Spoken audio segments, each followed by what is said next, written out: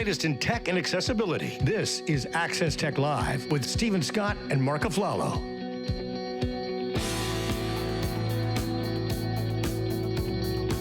Welcome back. Now in the news this week, we have heard all about the improvements coming to ChatGPT with GPT Turbo. We're going to get into all of this. One of the companies, though, that got a shout-out on stage was BeMyEyes. Joining us now is the CEO of BeMyEyes, Marc Buckley. Welcome to Access Tech Live. How are you? I'm good, Mike, and it's great to talk to you again. Of course, you were on Double Tap with me and Sean earlier in the week, but great to have you here on Access Tech Live with Marc and I. Tell us first, for our audience, what was it like hearing your company's name on stage at an event like this? Look, it was great. It was an incredible thing for our teams, but I think as you and I have talked, I think it's an amazing thing for our community and the community of accessibility. This is the biggest moment in technology, I don't know, in a long time, right? The first OpenAI dev conference, and accessibility played a central piece of the opening keynote. I just think it's a fantastic development for the community as a whole. And of course, I take a little bit of pride and happiness in having BeMyEyes and our teams recognized. So that feels good. I'm sure it lets you feel like a little kid again sometimes to hear your name up on stage for something like this. But you said it there, Mike. You said, accessibility on a mainstream event like this where everybody's paying attention is so important. And not only from the disability community, but just an example of what AI can do and what you're doing with AI and what you're doing with ChatGPT and OpenAI is such an incredible example. What's next for you guys? Like, how do you take what came off that stage and just run and go? Yeah, it's a great question. And I do want to thank OpenAI before I talk about what's next for us. We've been partnered on this, as you guys know, for 7 or 8 months. And not every company or organization decides to partner with an accessibility company, and they did. So I do want to thank them overtly for their work. What's next for us? You are going to see before the end of the year several additional feature launches for us with BeMyAI. You will see the rollout of the service on Android.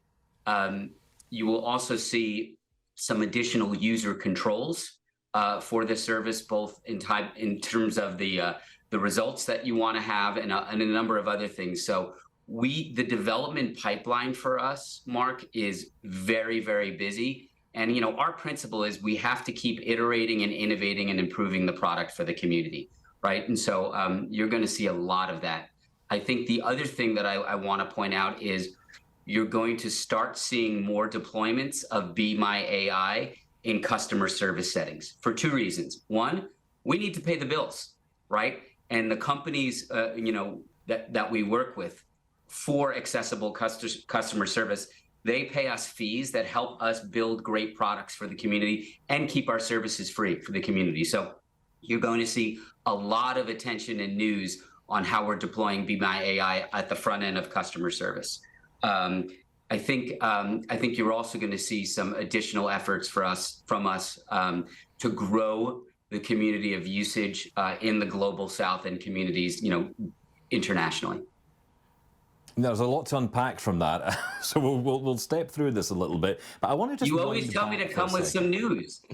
I know, and I love it. I love when you bring news. But I want to just dial it back a little bit, because for an audience who doesn't know what BeMyEyes is, or indeed how this relationship got going with OpenAI, could you maybe just give us a bit of detail on that? Because I think, honestly, I've heard this story a number of times because we've talked about it. But I think it's a fascinating story because OpenAI, to many people, is still very new, and it is very new in relative terms, especially in the tech world. It's only a year or so old. But how did your relationship start with them? Yeah, it started with a cold call, right, to them under the belief that, we had really interesting information and understanding of community needs in the first hand, and a generalized belief that AI could benefit our community. I'm not an AI expert. I've learned a lot over the last 7 or 8 months, but I did come with a belief that AI held a lot of promise for accessibility. And so literally I cold called them. They took the call and they called me back 2 days later and really talked about us being an exclusive launch partner on this fascinating, powerful visual model that, as you know, is capable of describing images in incredible detail and with incredible accuracy. So, you know, it's amazing that you know, they took the call, right? And they called back and they brought us in. Yeah. So, but that's literally how it started. You know, BeMyEyes started connecting people who needed help with volunteers. So human to human contact, making the, you know, obviously bridging the gap and allowing them to help each other. Obviously the volunteers helping people who obviously couldn't see.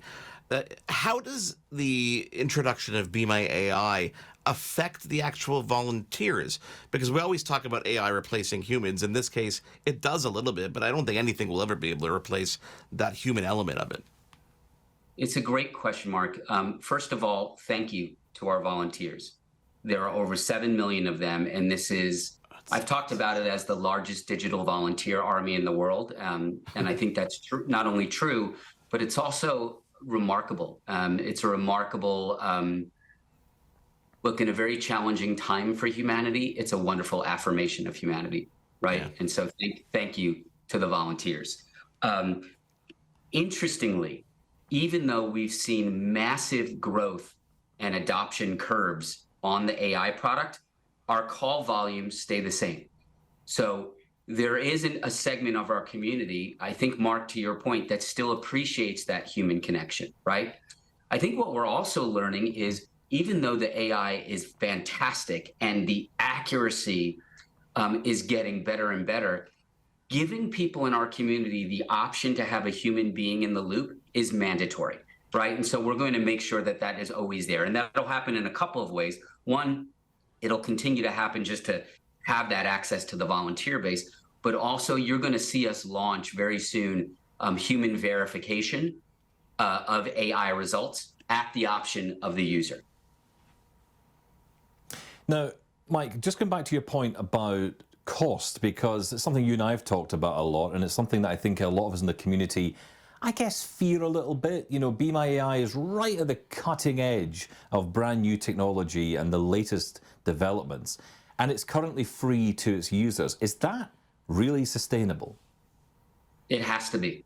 It is absolutely our mission. It is core to our ethos. And, you know, look, you can always fail, right? We may fail in some capacity to grow the commercial size of our business as fast as we can. But just to be clear, we would go out and seek kind of donations and foundations to support this before we even contemplated charging our blind and low vision users. You know better than I that the stats on kind of economic difficulties faced by people in our community, it depends whose stats you believe, but the one I've seen most frequently is that 70% of people in our community are either underemployed or unemployed. And that means that, like, you know, $3,000 wearables or excessive monthly charges is not going to be able to serve our community. So our absolute intention is to keep this for free. We're working on a commercial model right now in discussion with OpenAI that makes sense for them and us. And I want to thank our customers, Microsoft, Google, Spotify, P&G, Barilla Pasta, many, many more that help us pay the bills. Mike, I got to ask you about the wearable space for a second, because this must be something that excites you, even though we're still on the infancy. We're seeing like meta frames and stuff like that. But this seems like just a natural fit to tie into what you're doing. Does it excite you as much as it excites people who are sitting there going, let me see what we can do with this? 100%, Mark, right? I mean, look, I think you and I have actually talked about this a little bit in the past. There is no doubt in my mind that the future is a commercially inexpensive wearable, right? That captures real-time video and processing information of environments, right? That utilizes these visual assistance tools. There's no doubt that that's the future. Now, there's a ton of debates on which piece of hardware is going to win or which pieces of hardware will win. But there's no doubt where this is going. You know, the Humane pin launch, I think, is official tomorrow. I saw a couple of tweets from them, and we've played with that device, and it's really cool. There are more developments that have to happen, and I can tell you that we've already had conversations with Humane. Nothing's done, so no promises, but like, we think that's the future for sure. This is so exciting, and I think, you know, like you say, with the wearable space growing as it is, I think very quickly we're going to come up with something that is going to be super intelligent and capable. And, you know, for BeMyEyes users, for BeMyAI feature users, this is such an exciting time. And, you know, I think a lot of the community, including me, just love it. We use it every day. It is such an important part of our lives. So thank you for coming on once again, Mike, and sharing your thoughts on all of this. And, you know, congrats for being right at the cutting edge of all of this. CEO Mike Buckley, CEO of BeMyEyes, thank you so much for coming back on to Access Tech Live. Thank you for having me. You know, even though my wife has told me I've been spending more time with you than her lately, I still enjoy it. I do have an ask. Bring her on. There you go. Maybe next time. I do have an ask. I would love feedback from you and from all your listeners about kind of both good and bad customer service experiences, because that's how we're going to fund this model going forward, right? And if our community can communicate with us about where there are gaps in customer service needs, that will allow us to go and, you know, establish more commercial relationships and build more great products. And so I think we have a chance really to set up this virtuous circle, but we need your help. Mike, thank you so much for joining us. What was your last impulse buy on Amazon? Do you have an answer for that on top of your head? Do you know? Oh man, I bought an ugly pair of okay, you can think about it and ask on social media, okay? But thank New York you for coming Jets on. Sneakers. There you go, New York Jets sneakers. So we'll add that to the list. Mike Buckley, CEO of BeMyEyes, thank you so much for joining us. We're going to get to your answers to the question of the day. What was your last impulse buy on Amazon after we take a quick break here on Access Tech Live? Do stick around.